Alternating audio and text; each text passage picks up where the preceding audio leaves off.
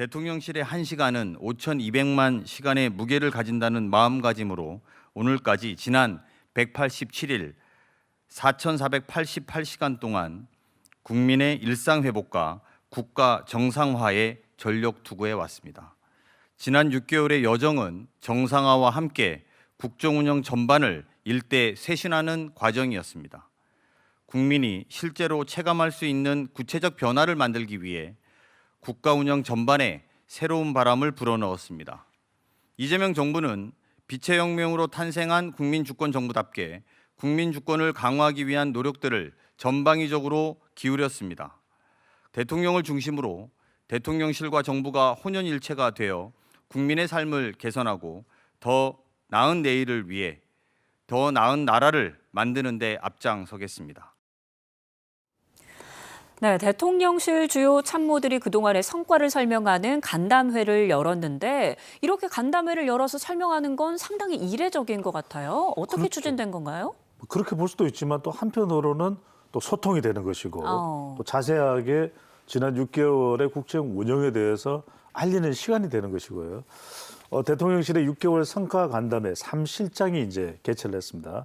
3실장 또 수석 보좌관이 참석을 해서 각 분야의 성과를 발표했고 그만큼 내용들을 상세하게 전달할 수 있고 또 일문일답도 받았기 때문에 말 그대로 소통의 장이 됐습니다. 비서실장은 숫자로 증명하는 정부를 되기 위해서 최선을 다하겠다고 했는데 5,200만 시간의 무게, 바로 5,200만 명, 우리 또 국민을 가리키는 것이고요. 네. 4,888시간 국민 일상은 회복됐다. 지나온 시간들을 이야기하는 것이죠. 6개월의 여정이었고 국정 정상화, 국정 전반의 쇄신 과정이었다는 걸 일목요연하게 하나하나씩 또 설명을 했습니다. 민생 경제를 회복하는 시간, 또 외교를 복원했고 국민 중심 국정 집중을 했다라는 것을 강조했고요. 6개월 성과를 발표하면서 향후 4년 6개월의 국정 운영에 대해서도 또 전망 의견도 내놨기 때문에 상당히 또 소중한 소통의 시간이 됐습니다. 네, 출입 기자들을 상대로 한 설문조사 결과도 공개를 했는데 출입 기자들의 평가는 어땠나요? 그렇습니다. 출입 기자들이라서 그런지 상당히 구체적이었다 이렇게 말씀드릴 수가 있을 텐데요. 네. 6개월 동안 잘한 일 10위까지 공개가 됐습니다. 자, 1위는 무엇이었을까요? 궁금하시죠? 네, 화면으로 바로 보여드리겠습니다. 네. 톱 10인데요. 바로 1위는 한미 간세 협상 타결이었습니다. 그다음에 네. 외교 정상화, 또 핵 추진 잠수함 도입에 합의가 됐고요. APEC 성공 개최, 대체로 외교 쪽입니다. 그만큼 국정이 회복되는 것이 중요했고 경제로서 또 코스피 4,200을 돌파를 했습니다. 계속 등락은 하고 있습니다만 그만큼 또 기대 심리가 또 상승하는 이유가 됐고요. 또 6위는 AI 3대 강국 추진입니다. 바로 이 내용 GPU 26만 장이 또 확보가 됐고요. 일하는 정부, 또 국민 소통을 강화한 것, 또 국민 건강, 안전에 국가 책임이 강화된 부분, 그리고 내수 경기 활성화, 민생 회복, 소비 쿠폰 지역 화폐 활성화 등이겠죠. 이런 내용들이 10위에 올랐습니다. 기자들의 이 설문조사 결과를 보면 잘한 일 1위가 바로 간세 협상 타결. 지난 APEC 한미 정상회담이 상당히 또 극적이지 않았습니까? 우리 KTV를 통해서도 자세하게 소개를 해드렸는데 그 외에도 외교 정상화, 핵 추진 잠수함 이 도입, 또 APEC 성공까지 외교 안보 성과가 많았던 거. 이게 중요한 것이 국가의 신임도가 올라가는 것이거든요. 그만큼 중요하다고 볼 수 있고 5위는 바로 경제 이슈입니다. 코스피 4,200선이 돌파했습니다. 지난 코비드 사태 이후에 올라갔던 그때보다도 더 올라갔으니까요. 경제 사회 분야의 성과로도 이어졌다는 점도 주목할 부분이고 강훈식 비서실장은 산업안전체계 보훈 강화에 대해서는 조금 부족했다. 이 부분에 대해서는 더 노력할 것이라는 점도 강조했습니다. 네, 기자들이 뽑은 성과 살펴봤는데 각 분야의 구체적인 성과도 대통령실에서 직접 설명을 했습니다. 대통령실의 평가 내용 듣고 오겠습니다. 굳건한 한미동맹을 기반으로 한반도 방위에 대한 주도적인 의지를 천명했습니다. 오랜 수건이던 농축과 제철이 권한 그리고 핵추진 잠수함 건조에 대한 미국의 지지를 확보했습니다. 또한 세계로 향하는 실용외교를 가시화하고 있습니다. 2026년은 회복을 넘어 도약의 원년이 되어야 합니다. 북한과의 대화 재개를 추진하여 한반도 평화 공존 프로세스를 본격화하겠습니다. 페이스메이커로서 미국과 긴밀히 소통하고 남북이 신뢰를 쌓을 수 있는 조치들을 적극적으로 해 나가겠습니다. 거시와 민생에서 2006년 통계 작성 이래로 처음으로 경제 심리, 주식시장, 실물경제 그리고 분배 네 가지 지표가 동시에 큰 폭으로 개선되었습니다. 그리고 성장의 내용에 있어서도 민간과 정부, 내수와 수출이 나란히 균형 있게 기여하는 소위 말하는 쌍끌이 성장의 좋은 모습을 보여주었습니다. 그리고 수출 시장 다변화와 품목 다각화로 국제 질서 변화에 대응하겠습니다. 이번 위기를 기회로 삼아서 첨단 산업과 무역 강국으로 글로벌 경제 리더 대한민국, 중추국가 대한민국으로 비상하도록 노력하겠습니다. 네, 한미 관세 협상 타결이 일제 외교 그리고 경제적으로 상당히 큰 성과로 평가를 받고 있고, 그리고 외교 안보는 다시 반석 위에 올라섰다라고 평가했는데 이 부분 어떻게 보셨습니까? 그렇습니다. 대통령이 또 임기 초반은 외교 안보, 그만큼 네. 또 흐트러졌던 국정을 추스를 때는 바로 외교가 무엇보다 중요하지 않겠습니까? 대통령실은 외교 안보가 다시 반석 위에 올라섰다라는 점을 강조를 했습니다. APEC 성공적인 개최가 있을 거예요.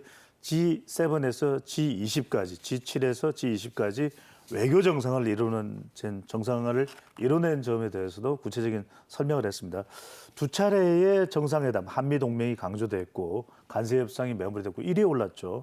핵연료 농축, 또 재처리 권한, 또 핵추진 잠수함 건조까지 매우 우리에게는 중요한 의제입니다. 이건 미국 측의 지지를 또 확보했다는 점도 상당한 성과로 볼 수 있겠고요. 민주 한국이 완전히 또 복귀했다. 한일 셔틀 외교, 한중 관계가 전면 복원된 점, 또 국익 중심의 실용 외교, 글로벌 책임 강국의 면모까지 무엇보다도 외교가 중요할 수밖에 없는 시점에 그만큼 성과를 거뒀다는 점을 확인할 수가 있습니다. 네, 경제 분야에서도 눈에 띄는 성과가 많았는데 특히 민생 경제가 다시 활력을 찾았다. 이 부분 높이 평가했어요. 그렇습니다. 이 코스피 지수 이야기를 안 할 수가 없고 무엇보다도 대통령실은 무너진 민생 경제 회복에 집중을 했다라는 점을 6개월의 성과로 강조를 했고요. 성장의 내역에 있어서 내수와 수출이 균형 있게 기여를 했다. 김영금 정책실장이 관련 설명을 했죠. 무너진 민생 경제 회복에 집중했던 시간이었다. 바로 민생 회복 소비 쿠폰 지급 이 부분도 10위에 올랐습니다. 네. 소비와 내수는 활력을 찾게 됐고요. 코스피 4,000포인트 현실화 아마 많은 분들이 가장 강조하는 대목은 이 부분일 겁니다. 금융시장 투명성이 제고화됐고 사상 최초로 올해 연간 수출 7천억 달러가 가시권에 들어와 있습니다. 이게 최대 규모입니다. 내년 예산안은 728조 원, 5년 만에 또 법정 기각 안에 또 처리가 될 수 있다는 것. 이런 것들을 보면은 말 그대로 짧은 기간입니다. 근데 6개월 동안에 다양한 분야에서 회복이 이루어진 점들을 확인할 수가 있겠습니다. 네, 또 우리 핵심 국정 과제 중에 하나가 AI 3대 강국 도약 아니었습니까?